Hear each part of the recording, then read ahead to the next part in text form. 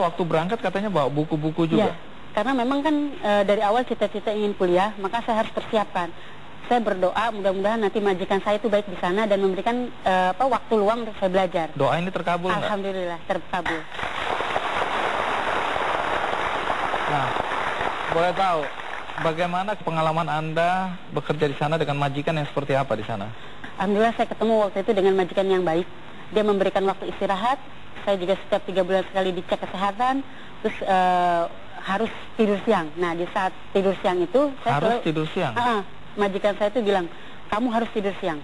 Dia bilang antara jam 2 sampai jam 4 itu wajib tidur siang. Tapi saya pergunakan itu untuk belajar. Karena yang saya pikirkan adalah waktu itu, si Anu sudah jadi Anu, si Anu sudah jadi Anu, sudah kuliah. Kalau saya kenapa saya jadi pembantu? Jadi semangat itu. Misalnya teman saya waktu itu si Iin misalnya. Si Iin sudah masuk kuliah di FKIP, berarti kan dia mau jadi guru dan sebagainya. Saya berpikir masa saya yang satu jadi pembantu gitu kan. Jadi dari semangat itu saya selalu belajar gitu. Nah, majikan nggak merasa aneh, Anda datang kok bawa buku? Nah, justru itu dia bilang gini, kamu katanya cita-cita datang ke Arab itu mau ngapain? Alasan kamu kenapa? Saya bilang saya ingin kuliah. Majikan saya tuh pada kaget. Dia bilang ini orang sakit.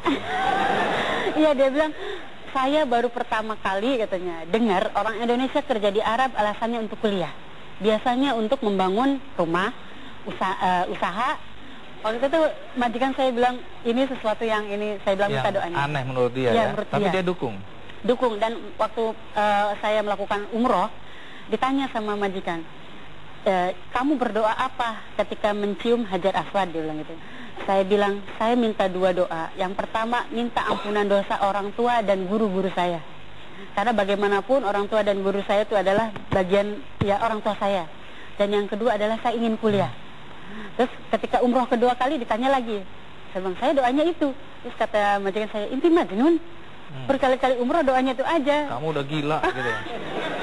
Masa cuma buat kuliah? Saya bilang, Bu, Pak, gitu. Saya berpikir kuliah itu buat kami bagaikan langit dan bumi, saya bilang, jauh. Maka saya harus berjuang, saya bilang gitu. Dan meminta pertolongan Allah. Kebetulan saya sekarang ada di Tanah Suci, mudah-mudahan dipermudah niatan saya seperti itu.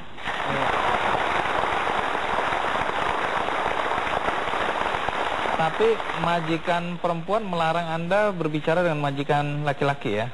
Semua budaya di sana mungkin seperti itu. Jadi itu merupakan langkah antisipasi ya. Meskipun majikan perempuan saya itu orangnya udah demokratis, tapi saya memahami itu karena kan takutnya salah persepsi ya, laki-laki dan perempuan. Jadi untuk menghindari itu, selama 2 tahun saya tidak berbicara dengan majikan laki-laki. Gitu. Jadi semua melalui majikan perempuan? Iya, majikan perempuan. Dan itu memang yang terbaik kelihatannya? Dan terbaik. Iya. Saya mau tanya, ini karena berkaitan dengan kasus penganiayaan, kemudian kan presiden kita bilang akan dibagikan handphone satu-satu. Apakah itu solusi yang terbaik? Kalau menurut saya sih tidak juga. Mungkin dari pengawasan.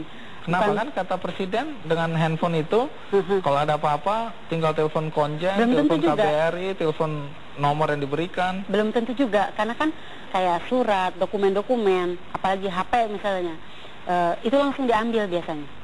Kalau menurut saya sih mungkin harus lebih dioptimalkan lagi perwakilan KBRI-nya, terus juga ada atas ketenaga kerjaan, itu yang lebih dioptimalkan. Terus juga pengetahuan dari si TKI-nya sendiri, Mas. Baik, omong-omong berapa sih gaji Anda di sana? 600 real. 600 real setara berapa? 1.200.000. Kenapa akhirnya memilih pulang ke Indonesia? Ya karena memang cita-citanya kan kuliah. Saya tidak mau menjadi TKI selamanya. Cukup 1 kali dan itu dijadikan sebagai batu loncatan. Artinya untuk meraih cita-cita yang lebih tinggi, seperti itu.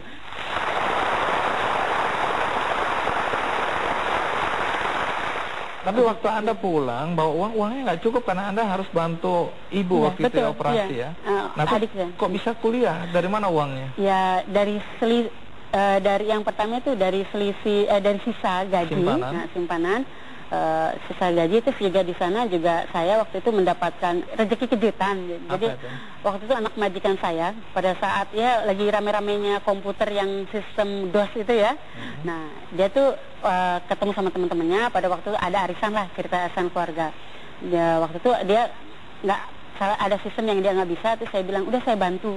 Dia bilang, mana mungkin pembantu Indonesia kan bodoh, gitu kan.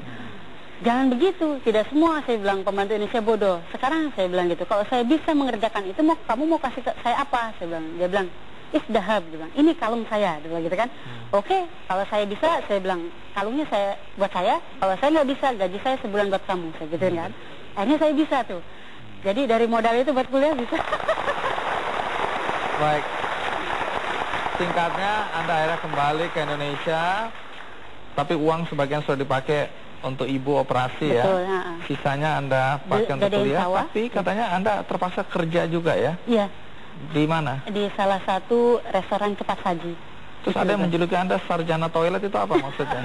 Kenapa dikatain sarjana toilet? Karena memang saya untuk menghadapi UTS atau UAS itu selalu belajarnya di dalam toilet. Jadi saya tuh merasa berdosa gitu. Mohon maaf pelanggan restoran gitu. Oh, Anda ini belajarnya dalam toilet. Jadi itu yang di toilet Anda taruh pelang. Maaf, toilet dalam perbaikan. Padahal di dalam Anda lagi belajar di dalam ya. Saya lagi baca, toiletnya wangi ini, biarin aja. Jadi saya baca aja. Setiap closing pun saya selalu, kalau teman-teman menunggu waktu pulang itu ya ngobrol dan sebagainya, saya mencoba merangkum semua materi yang diberikan oleh dosen saya. Saya rangkum gitu kan, saya buat catatan kecil yang muat dengan saku, bukan buat nyontek, tapi untuk belajar. Pada saat restoran itu sepi dari pelanggan, saya coba belajar. Jadi di tray itu biasa saya tutup kayak gini, saya baca gitu. Karena saya waktu itu berprinsip, saya tidak boleh mendapatkan nilai B. Saya akan sedih, karena saya capek bang. Tidur cuma 3 jam setiap hari, ya kan. Kalau saya dapat nilai C, saya rasanya gimana gitu. Ya alhamdulillah. Cum laude, ya? Amin. Iya, cum laude. Baik. Jadi ini baru satu tahap, karena Anda kemudian ambil S2, udah selesai, dan siap-siap untuk masuk ke S3. Tapi Anda sempat bicara sama saya kalau nggak salah waktu ketemu pertama kali di Serang ya. Anda bilang Anda ingin mencetak satu rekor, yaitu mantan TKI yang menjadi profesor. Betul. Dan itu Anda niatin. Iya.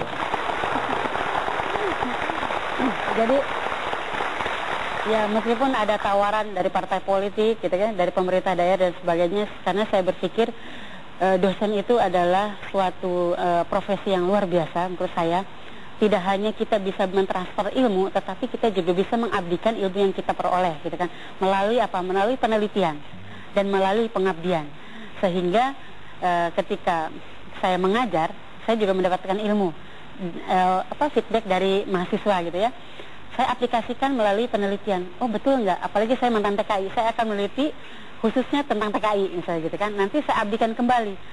Biasanya saya ketika mendapatkan dana hibah dari Dikti melalui penelitian, maka akan saya aplikasikan melalui pengabdian.